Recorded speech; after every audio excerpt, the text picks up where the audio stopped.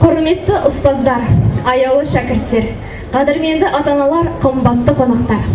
Бүгін 1 қыркүйек дәстүрлі білім күні мерекесі. Дәл бүгінгідей салтанатты мереке еліміздің түпкір-түпкірінде аталып, 1 қыркүйек білім мерекесі тойлануда. Міне, бүгін Алтыныя мектебіміз 2009-2010 оқу жылының дәстүрлі алғашқы қоңырау салтанатты жиынына сап түзеді. Мектеп шәкірттері түзеліңдер, тік тұрыңдар. Салтанатты жиынға Қазақстан Республикасының мемлекеттік туы енгізілсін.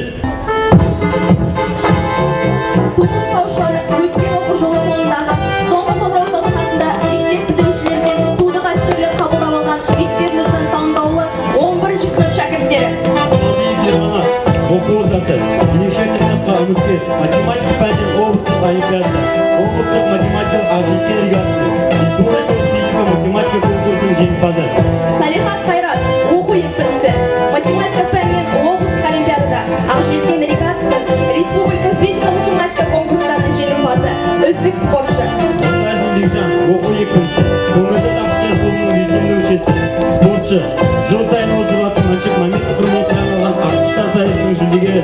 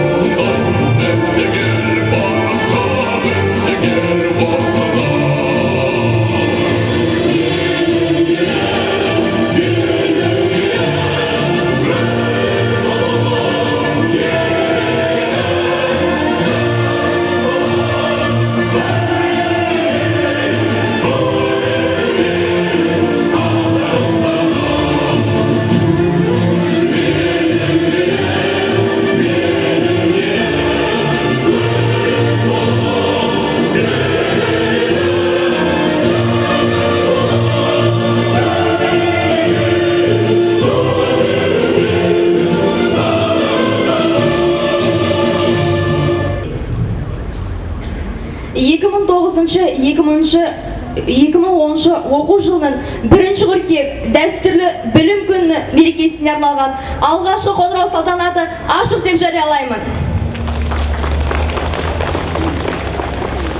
Бүгінгі салтанатты мерекемізге Батыс Қазақстан облысының әкімшілігінен, мектеп ардагерлері, ата-аналар және басқа толы гүлдермен сыныптың шуын сағына тың қуат жалын жігермен асыға жеттік тағы да. Хан сарайдай шуақты мектебің тұр ашсаңдар, мен қуатты оқу жылын бастаңдар.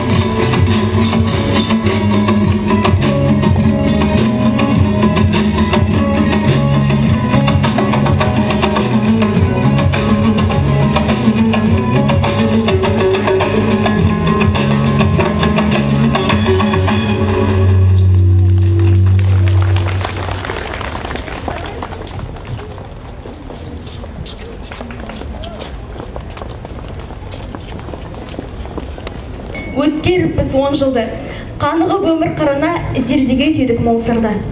Соңғы жыл міне, қимас жыл, айрылсар сәттер тымыстық, елжеп ұстар сыйлас жүр, кірпігінде күміс шық. Мектебіміздің болашақ түлектері жаңа оқу жылын үлкен дайындықпен, сеніммен, зор үмітпен бастағалы тұр. Ортамызға алтын белгі, ерекше аттестатқа үміткер шәкірттерімізді шақырамыз. Галимова Гүлзира, оқу озаты, алтын белгіге үміткер. Қазақ тілі пәнінен облыстық олимпиада жеңімпазы, Қазақ тілі пәнінен республикалық олимпиаданың дарын грамотасының иегері. Мусина Айнар, оқу озаты, алтын белгіге үміткер.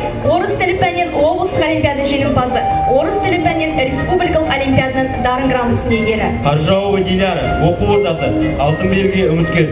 Оқушылар комитетінің вице-президенті, физика пәнінен облыстық олимпиада жеңімпазы, облыстық Ақжелкен, апельсин турнирлерінің жеңімпазы, республикалық физика-математика конкурсының жеңімпазы. Көшенова Меруер, оқу озаты, алтын белгіге үміткер. Физика пәнінен облыстық олимпиада жеңімпазы, облыстық Ақжелкен, апельсин турнирлерінің жеңімпазы, республикалық физика-математика конкурсының жеңімпазы. Жылқайдарова Әсем, оқу озаты, ерекше аттестатқа үміткер. Өнер мектебі сурет класының түлегі, Қазақ тілі пәнінен облыстық олимпиада жүлдегері. Жакелеева Жанар, оқу озаты, ерекше аттестатқа үміткер. Өнер мектебі облыс класының түлегі, информатика пәнінен облыстық олимпиада жеңімпазы, облыстық информан сайысының жеңімпазы. Жәрдемғалитегі Бақытжан, оқу озаты, ерекше аттестатқа үміткер. Физика пәнінен облыстық олимпиада жеңімпазы, облыстық Ақжелкен, апельсин турнирлерінің жеңімпазы, республикалық физика-математика конкурсының жеңімпазы.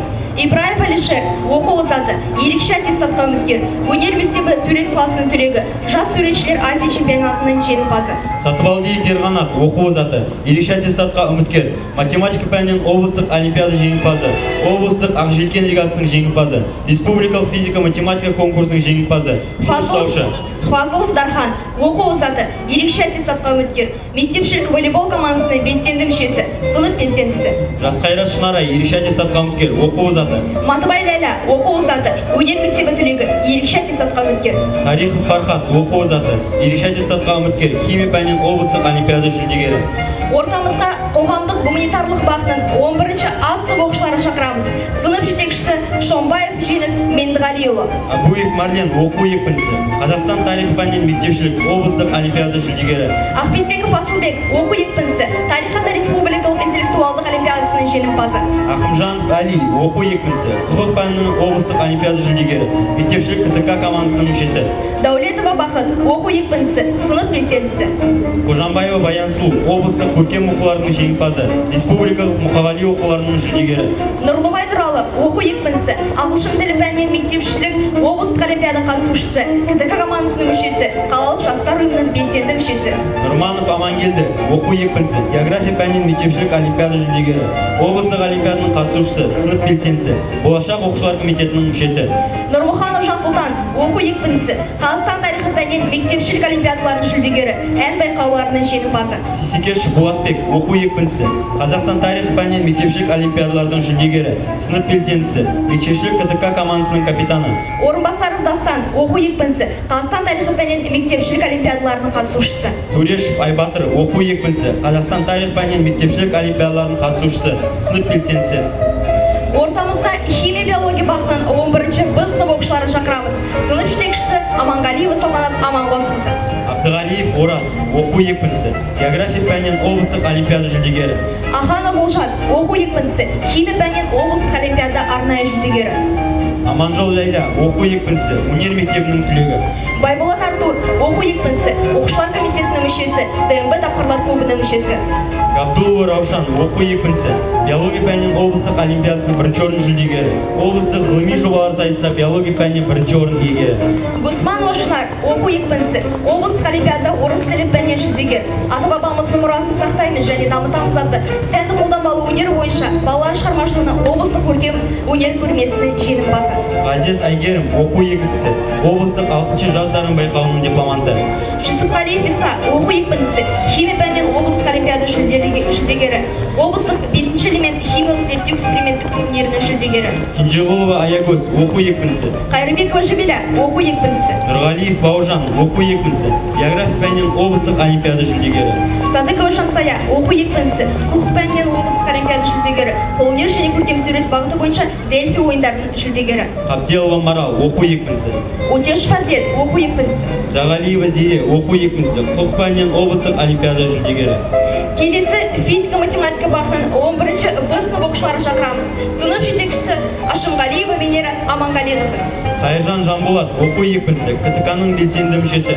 Жұмағұлова Айсада, оқу екпінісі, оқушылар комитетінің белсенді мүшесі. Информатика пәнінен облыстық олимпиада жүлдегері, облыстық инфоман сайысының жеңімпазы. Ермекқали Нұрхан, оқу екпінісі, Тойбыдан өткен халықаралық жарыстардың жеңімпазы, спорт шебері. Ермекқалиев Аслан, оқу екпінісі, сынып белсендісі. Жұртабаев Нұрбақыт, оқу екпінісі, физика пәнінен олимпиада жүлдегері, облыстық математикалық Ақжелкен, апельсин турнирлерінің жеңімпазы. Орынбаева Жанаргүл, оқу екпінісі, сынып белсендісі. Мерейлі жемісті, толып өткен соңғы жыл, сендер үшін келісті, шырқалсын бір оңды жыл.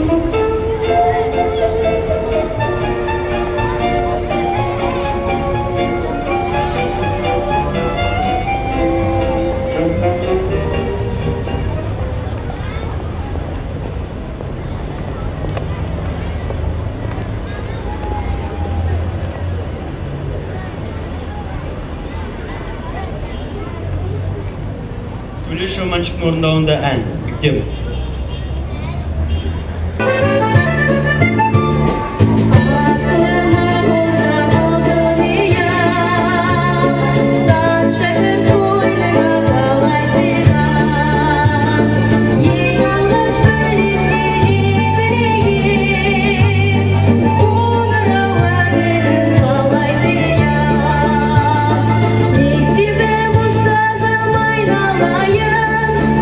Yürüdüm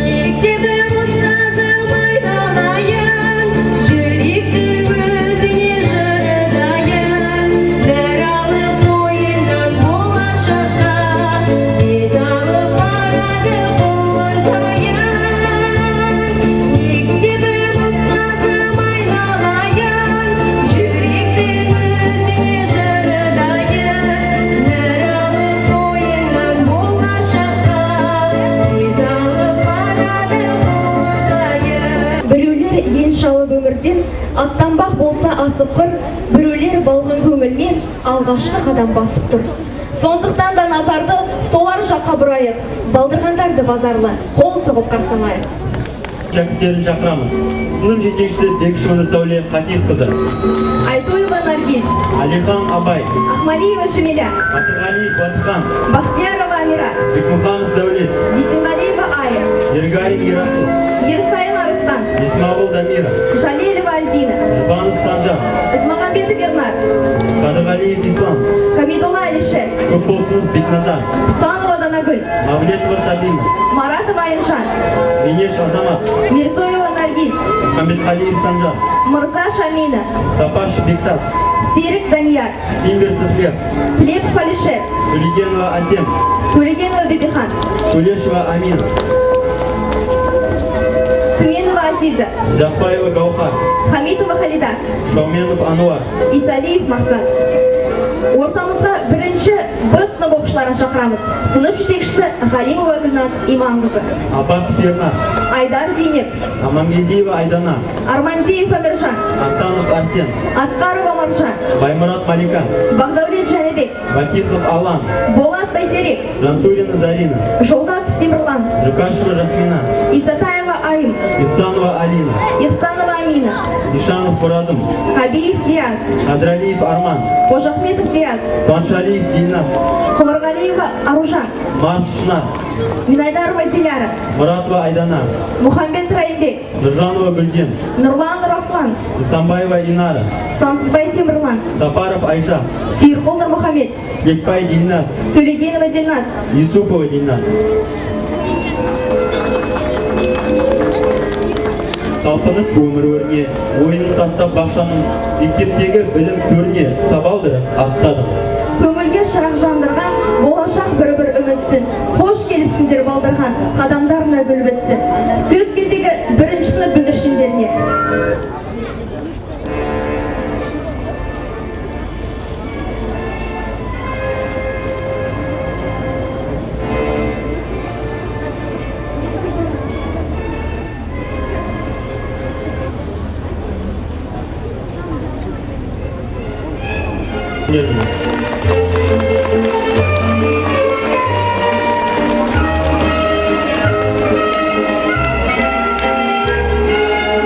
Егемен елдің ұлымын, ертеңгі күннің нұрымын, отаның сүйген азамат болатындардың бірімін.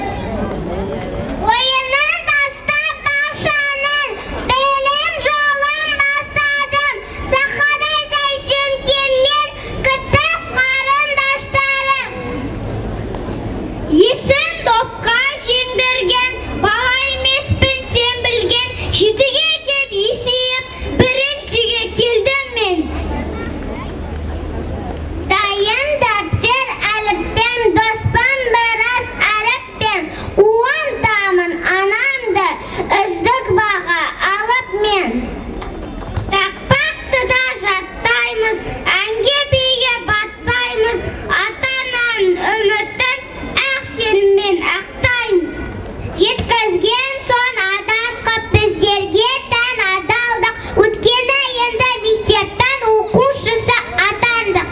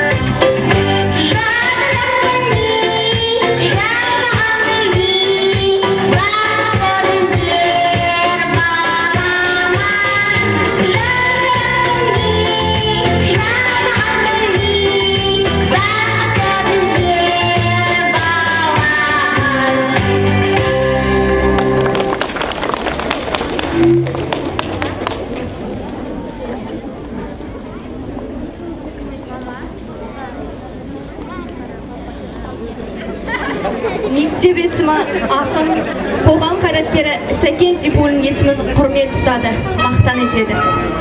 1924 жылы тұңғыш рет Орал қаласында қазақ мектебінің ашылуына Сәкен Сейфуллин тікелей басшылық етті. Содан бері мектебімізге 85 жыл болды. Тарихымыз терең әрі бай. 1936 жылы мектеп Қазақстандағы 3 орта мектептің бірі болды. 1966 жылы 22 мамырда мектепке Сәкен Сейфуллин есімі берілді. 1991 жылы мектебіміз мектеп-интернат лицей атанды. 1999 жылы 8 желтоқсанда мектеп дарынды балаларға арналған Сәкен Сейфуллин атындағы номер 11 облыстық қазақ мектеп-интернат кешені мәртебесін алды. 2007 жылы 28 қыркүйекте мектеп дарынды балаларға арналған мамандандырылған Сәкен Сейфуллин атындағы номер 11 облыстық қазақ мектеп-интернат кешені мәртебесін алды.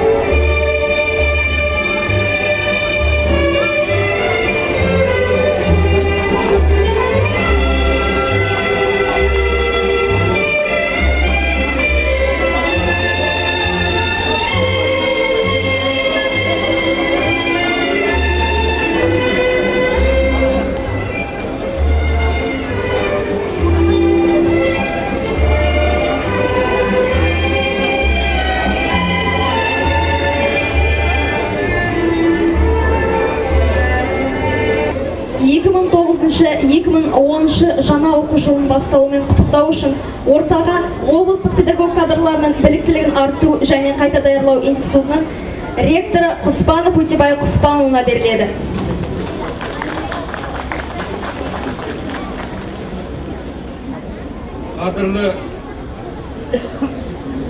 Қадірлі оқушылар, ұлағатты ұстаздар, қадірменді ата-ана, бәріңізді 2009-2010 жаңа оқу жылымен облыстық білім басқармасының атынан, жалпы облыстық педагогтар ұжымының атынан шын жүректен құттықтаймын. Елімізге танымал облысымыздағы бірден бір ең белгілі білімнің қара шаңырағы осы 11-ші облыстық қазақ мектеп-интернат кешені Сәкен Сейфуллин атындағы өзінің түлектеріменен осы мектепті бітірген, қазір елімізге үлкен қызмет атқарып жүрген, осыған дейін атқарып келген азаматтармен мақтанады. Мектеп биылғы жылға өте жаңа оқу жылына жақсы даярланған, сыртқы түрінен көріп тұрсыздар. Осындай әдеміленіп жылдан жылға мектеп құлпырып келе жатыр. Бұл тек сыртқы түрі емес, мектептің ішкі жұмыстары, педагог кадрлардың жұмыстары елімізге әйгілі, облыстағы ең алдыңғы қатарлы, ең жоғары биіктегі педагог ұжым болып есептеледі. Сондықтан осы мектепте оқып білім алу өзі үлкен мақтаныш. Сондықтан оқушыларға тағы да қайталап айтатыным, жақсылық тілек тілеймін. Мектебіңіздің атын жоғары көтере беріңіздер, мектебіңізбен мақтаныңыздар, мектебіңіз сіздермен мақтанатын болсын дегім келеді.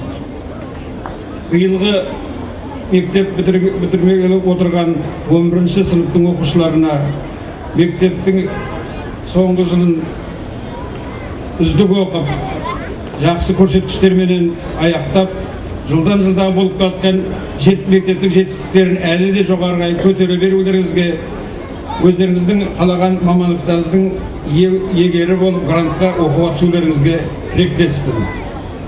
Ал биылғы осы баспалдақ мектептің баспалдағын аттап отырған ақын айтқандай, Мұқағали Мақатаевтың айтқандай, қарыдай болып бүгін кіріп отырған жас бүлдіршіндер үлкен таудай болып өсіп, білім нарын алып, өмірге жолдама алғай деп тілек білдіремін. Бәріңізге оқуларыңызда сәттілік тілеймін.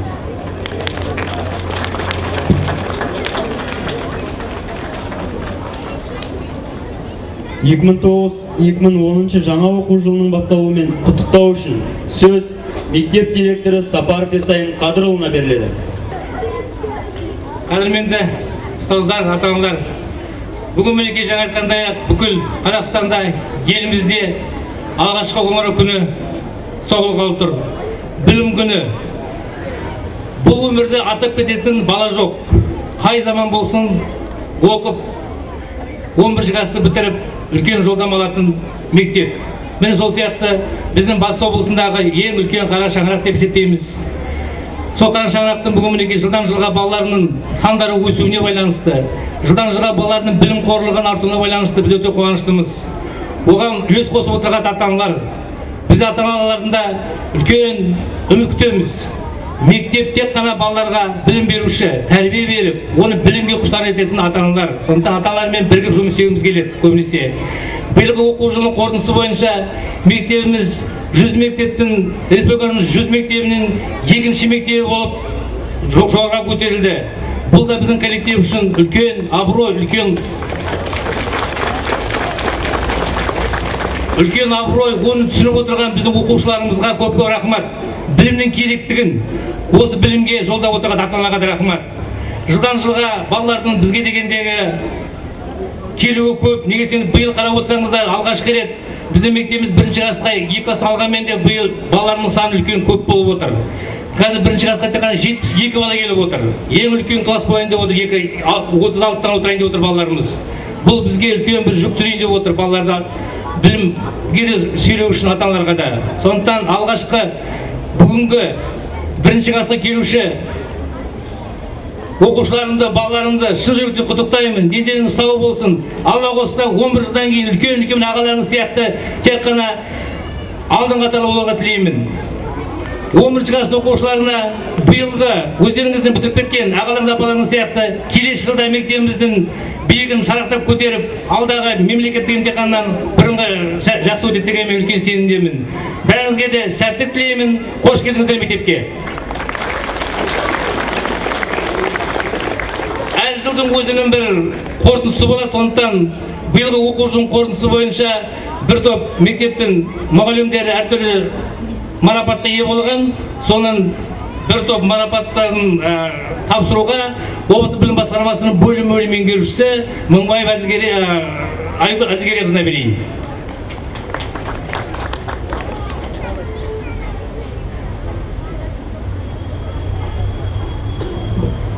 Білім және ғылым министрінің құрмет грамотасы мен тәуелсіз Қазақстанның рухани және әлеуметтік дамуы жолында қол жеткен табыстары және оның гүлденуіне қосқан үлесі үшін Абдрахманова Ләззат Тұрарқызы марапатталады.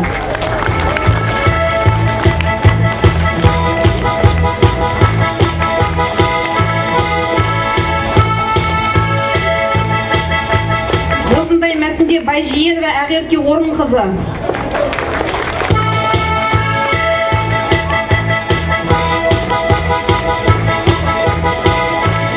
Ержанова Майра Хайырқызы,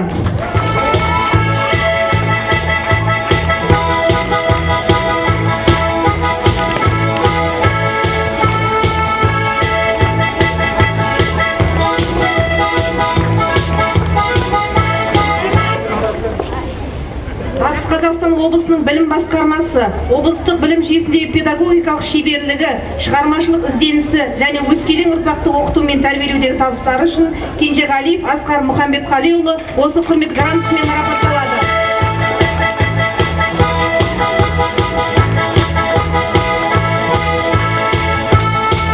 Осындай мәтінде білім басқармасының грамотасымен Шоңбаев Жеңіс Меңдіғалиұлы марапатталады.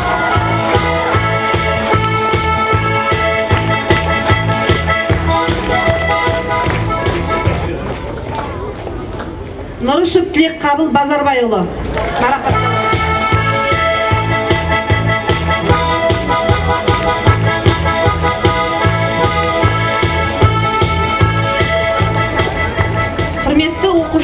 ата-аналар тағы да жаңа оқу жылының басталуымен құттықтаймын. Баршаңызды осы жаңа оқу жылына осындай үлкен табыстарға жете берулеріңізге тілектеспін.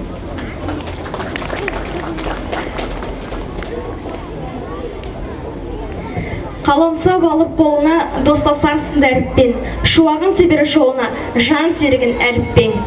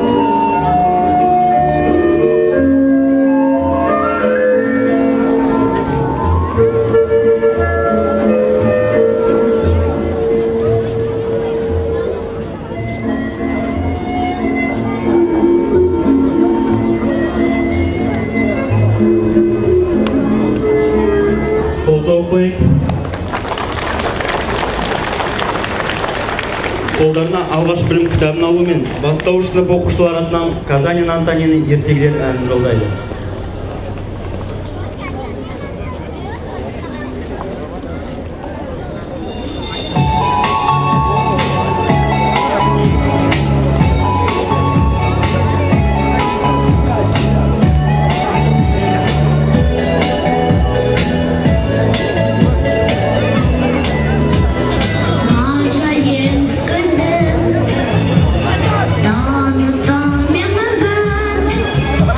Take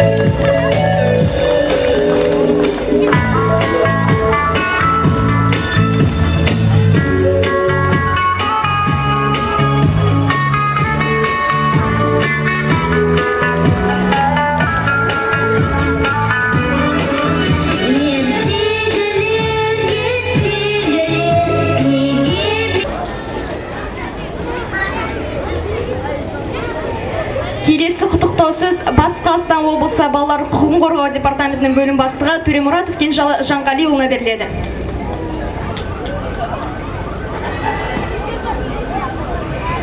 Құрметті оқушылар, қадірменді ата-аналар, аса құрметті ұстаздар. Міне бүгін Қазақстан бойынша 2 миллионнан астам оқушылар мектеп табалдырығын аттап, бүгінгі алғашқы қоңырау осы сіздер үшін сыңғырлайды. Киелде қара шаңырағыңыз Сәкен Сейфуллин атындағы мектеп республикамызға атағы шыққан мектеп деп есептейміз. Жаңа мектеп директоры Ерсайын Кадирович айтқандай, 100 мектептің ішіне кіріп, бұл дейтін үлкен, сіздер үшін, біздер үшін үлкен жетістік. Бүгінгі мектепті алғаш рет аттағалы отырған бүлдіршіндер сіздерге осы даңқты көтеріп болашақта соған тілектеспін. Ал мектеп бітірушілерге айтарым, өздеріңіздің аға-апаларыңыз қалай мектептің атағын шығарды, тап солай сіздерде атағын шығаруға, талпынуға тырысыңдар деп тілек білдіремін. Ал енді құрметті ата-аналар, сіздер мектеппен ынтымақтаста болсаңдар, мектеп білімін, балдарға деген білім беруді аямайды. Елбасымыз, үкіметіміз балалар үшін мектепте білім алу үшін барлық жағдайын жасауда. Ал тағы да сіздерді балалары құқықтарын қорғау департаменті атынан бүгінгі алғаш қоңырау салтанатымен құттықтауға рұқсат етіңіздер. Іске сәт.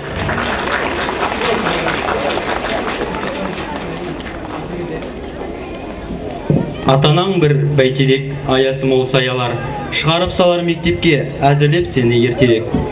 Бүгінгі мектеп табалдырығын аттағалы тұрған жас шәкірттерді құттықтау үшін сөз бірінші сынып ата-аналар атынан Жалелов Неметолла Мүшпекұлына беріледі. Мектепке қыздарына алып келіп тұрған ата-аналар деген сияқты қуаныштарыңыз жағынан болсын дегім келеді. Әр ата-ананың мақсат арманы болады. Сол мақсаттарының бірі сол қыздарына білім беру. Мынау сол мақсатыңыз орындалсын дегім келеді. Балдарыңыз тек сіздерге оқу озат деген, үлгілі тәртібімен деген атақ әкелсін дегім келеді. Енді мына бүгін Біліммен асықтасайық, тілеуін берсін көп-көптің. Тілекпен осы ашайық, есігін енді мектептің. Жаңа оқу жылы құт болып, ізгілік оты жағылсын, шәкіртпен түлек жұп болып, алғашқы қоңырау солсын.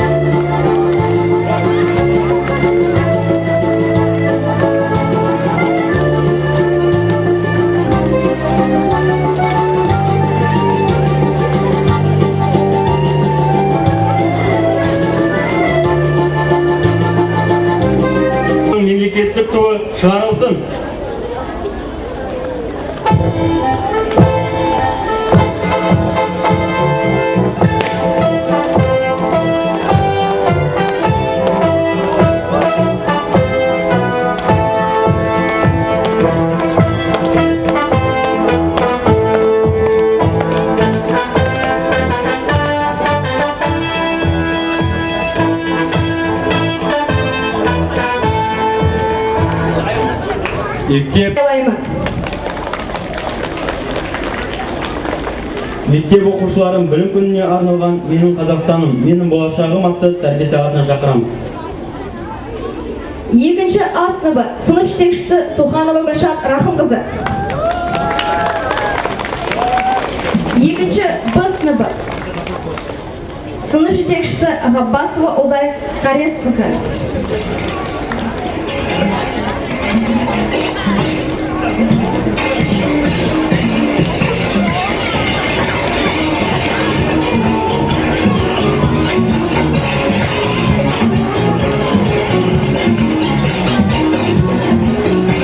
Үшінші А сыныбы сынып жетекшісі Ишанова Мемет Тілекқызы.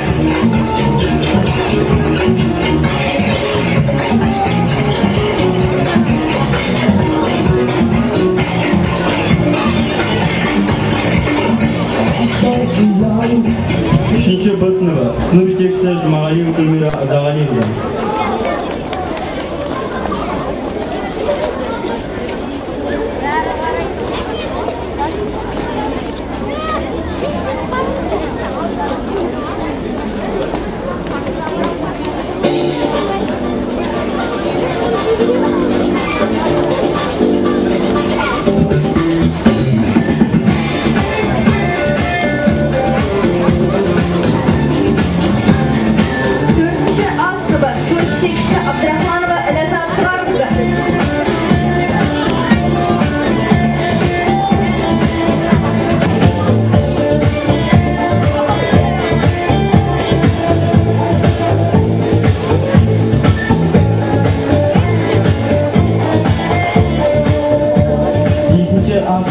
Sınıf жетекшісі Қаржанов Бауыржан Ғалымжанова.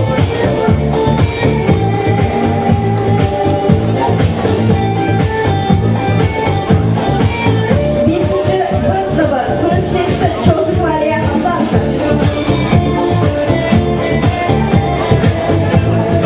Бесінші Б сыныбы сынып жетекшісі Тамызгүлна Мақсатқызы.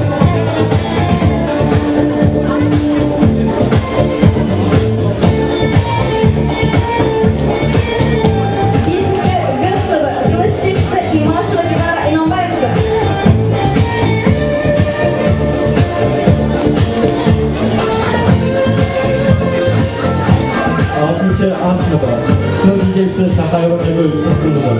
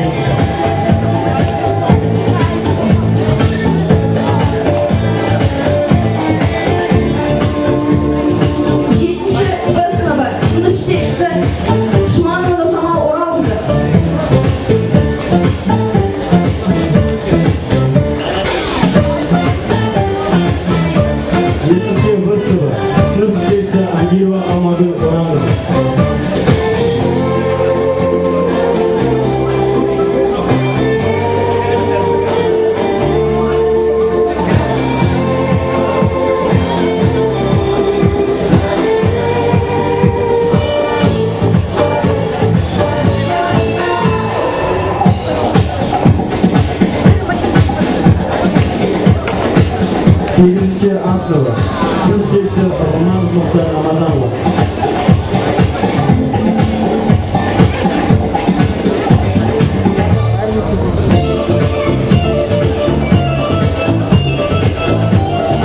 Сегізінші Б сыныбы сынып жетекшісі Сатуова Жарикатовна.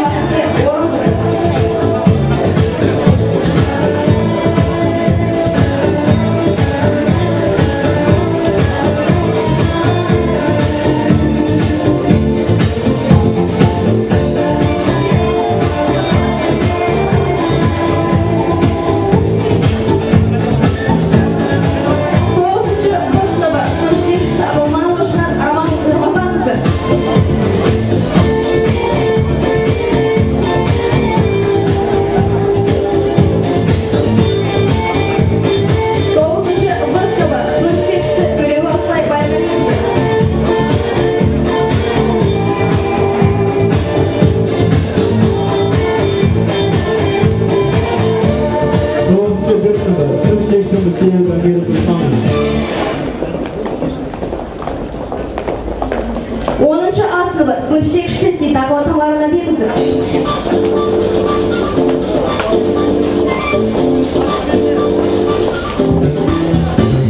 Оныншы бір сыныбы сынып жетекшісі Темірәлиева Айыржан Жігерқызы. Оныншы Б сыныбы сынып жетекшісі Шомраева Мәншік Рамазанқызы.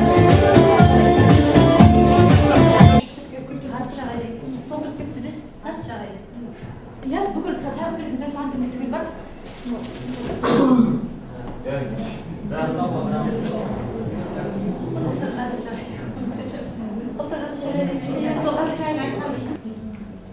Құрметті оқушылар,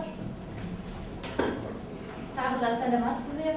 Бәріңізге де бүгінгі білім күніменен барлығыңызды шын жүректен мұғалімдер атынан құттықтаймыз.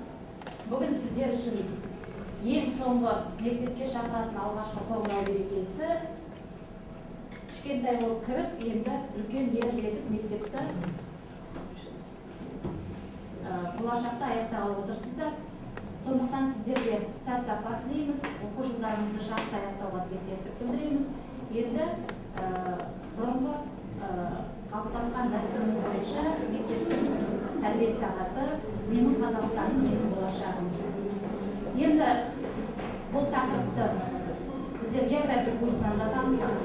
Осы туралы көп айтқан болатынбыз. Біздер Қазақстанды әлі де дәріптеуге тиіспіз.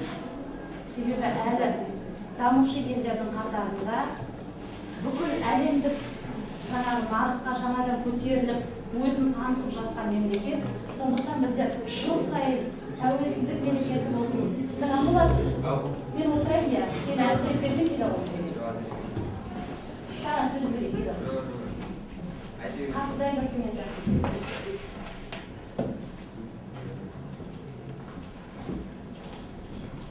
Тәуелсіздік мерекесі болған сайын, республика күні болған сайын, ата заң мерекесі болған сайын, біздер Қазақстанның жетістіктерін міндетті түрде айтамыз. Себебі жаңада айтып өттім, тағы да басып айтам, біздер әлемде жаңадан танытылып келе жатырған мемлекетпіз. Сондықтан біздер жетістіктерімізді міндетті түрде айтып, әлі де елдерге таныта беруіміз керек. Сондықтан да жаңа жыл сайын қосылған жаңа жетістігімізді біздер мақтанышпен айта аламыз. Былтыр жаңа Астанамыздың 10 жылдығын тойладық. Былтырғы тәрбие сағатымыз осы Астананың 10 жылдығына арналып, үлкен жаңағы Астананың көріністеріменен, ондағы құрылыстармен біздер сіздерді таныстырған болатынбыз. Естеріңізде болады.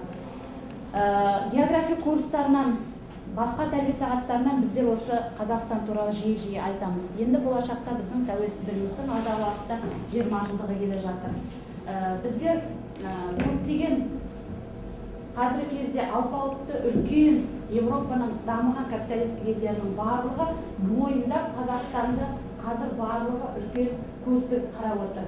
Кейбір елдер, тіпті аса дамып кеткен елдердің өзі де Қазақстандағы елбасының қабылдаған, жасап жатқан жаңа реформаларын үлгі ретінде өздері айтқан болатынбыз. Әртүрлі сыртқы жағдайлардан қорғану үшін Қазақстанның ұлттық қоры құрылды деп естеріңізде бар ма? Және ол сандарға біздер тоқталған болатынбыз. Яғни пайдалы қазбалардан түскен табысты біздер осы қорға құйып жатырмыз деп. Міне қазір әлемді дағдарыс билеп жатқан уақытта біздер сол қорға жиналған табыстарымызды осы жағдайға төменгі сатыдағы жаңа басшылардың дұрыс пайдаланбауына, жалпы кез келген қоғамның елбасының арқасында біздер үлкен осындай жетістіктерге жетіп жатыр. Қысқа уақыттың ішінде жаңа Астанамызды құрдық. Қысқа уақыттың ішінде біздер 93 жылы қабылданған бірінші ата заңымызды қайтадан үлкен өзгерістермен 95 жылы қайтадан жарып шықты. Міне сол жаңағы заңның арқасында біздер осы істерге үлкен қол жеткізіп жатыр. Соның нәтижесінде Қазақстан көптеген ұйымдарға мүше болып енді, айта кететін болсақ, осының ішінде адам құқығын қорғау жөніндегі конвенцияға толығымен мүше болып енді Қазақстан. Яғни баптар бойынша біздерде адам құқығы, бала құқығы, соның ішінде мектеп оқушыларының құқығы түгелдей қорғалады. Көптеген жаңағы кәсіпорындар құрылып жатыр, кластерлік әдіспен дейміз. теледидардан өздеріңіз көріп жүрсіздер. Осылардың барлығы біздің жаңағы үлкен көрегендіктің саясатында. Биыл жаз бойы енді теледидардан естіп жатқан боларсыз, жол картасы дегенді, иә? Бұл да қысқа мерзімде осы дағдарыстан шығу үшін пайдаланып жатқан жаңағы шаралардың бірі. Міне осындай әдістерді қолдану арқылы Қазақстан болашақта одан да үлкен мемлекет болады деп есептейміз. Тіпті қазірдің өзінде үлкен капиталистік елдердің өзі жаңағы Қазақстан мен Қытай дамушы елдердің қатарынан жаңа азиялық мемлекетке айналып келе жатыр деп үлкен баға беруде. Енді күні кеше біздер 30 тамызда Конституция күнін атап өттік. Оған өздеріңіз бүкіл хабарлардан, газет беттерінен хабардарсыздар. Жылда осы ата заң қабылданған күнді атап өтеді. Рәміздер, сол заң бойынша баптар, барлық нәтижелер осы біздің қол жетіп жатырған жетістігіміз осы қабылданған заңдардың нәтижесінде. Енді осы Конституцияның жаңағы бейнелі тараптарын көрсете қойса, міне өздеріңіз оны адам және қоғам, не болмаса оқыған құқық пәндеріңізден де білесіздер, 9 үлкен бөлімнен тұрады, жалпы ережелер, президент, адам және азамат, парламент, үкімет, бұлардың әрқайсысы қандай қызметтер атқарып, оны сіздер толық меңгердіңіз деп есептеймін болды. Енді тек осында бір өзгеріс, 93 жылы және 95 жылы қабылданған ата заң бойынша біздің Қазақстан унитарлы және президенттік басқару жүйесінде қабылданған болса, соңғы осы ата заңға қосылған өзгерістің бір тармағы қазір біздер президенттік парламенттік басқару жүйесін қабылдады. Елбасы сөйлеген уақытта осы сөзді жиі айтады. Қазақстанның болашағы білімді жастардың қолында деген сөзді жиі естиміз. Яғни осы Қазақстанды дамытатын, Қазақстанды әрі қарай гүлдендіретін тек қана білімді жас ұрпақ. Енді осы Қазақстанның менің болашағым тақырыбында оқушылардың пікірін тыңдап көрсек, мынада Нұралы мен Гүлзира өз пікірлерін өздері білдіреді. Таңда осы Қазақстан Республикасы осы дүниенің ең алдын қатарлы дамыған мемлекеттеріне осы иық тіресе алатын мемлекет.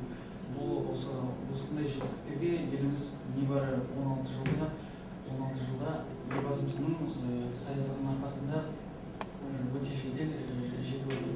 Ал болашақта да бұл даму одан сайын одан әрі жеделдей және де одан әрі жеделдей түседі деп ойлаймын.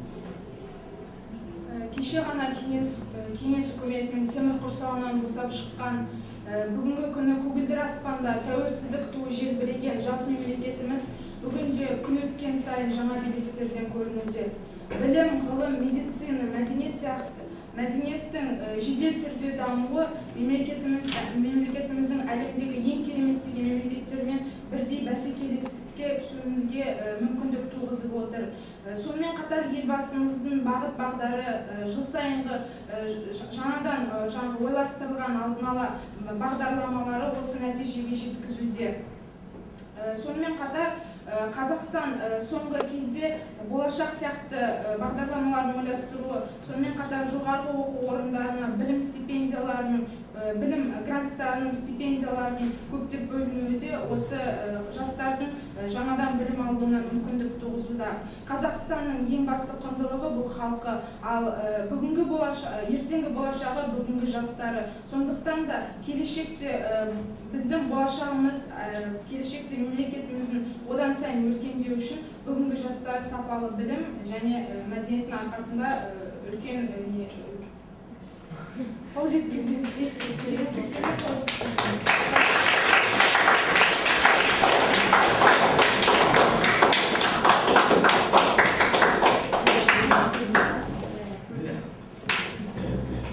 Осы арада балалар жаңағы Гүлзираның айтқан сөзінің ары қарай жалғасы ретінде біздер қысқаша болашақ бағдарламасына тоқтала кетуге ұйғардық. Себебі қазір естіп жатырсыздар, иә, мектеп бітірген, оқуда оқып жүрген, немесе жоғары оқу орнын бітірген, жұмыс жасап жүрген адамдардың арасында да болашақ бағдарламасы бойынша шетелге білімін жалғастырып, үлкен жетістіктерге жетіп жатқандар туралы естіп жатқан боларсыздар. Соның ішінде біздің мектептің оқушылары да аттары естеріңіз жадыларыңызда болар. Осы туралы бізде қысқаша сізге материал көрсетіп жіберсек.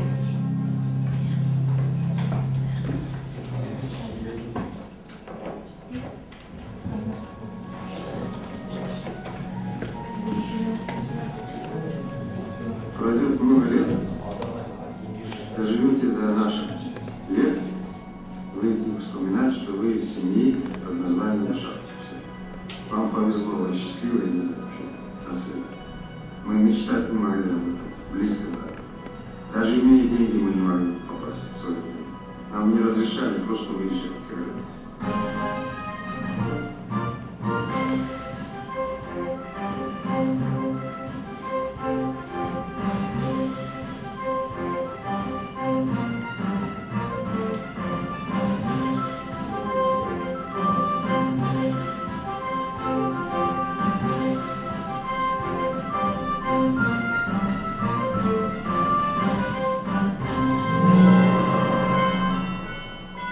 Чем образованное государство, тем оно сильнее. Этот древний постулат находил свое подтверждение на протяжении веков.